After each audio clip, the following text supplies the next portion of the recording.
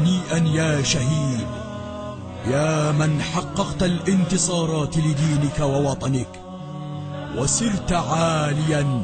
لتحلق في سماء البطولة، لتلتحق بركب الشهادة، ركب العز والإباء، ركب التضحية والفداء، لتسجل بدمك الزكي أنشودة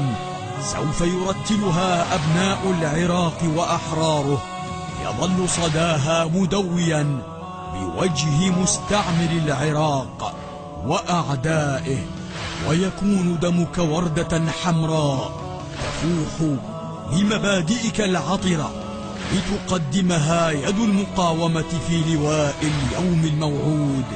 لقائدهم ورئيسهم ورمز انتصاراتهم الإمام المهدي عجل الله تعالى فرجه الشريف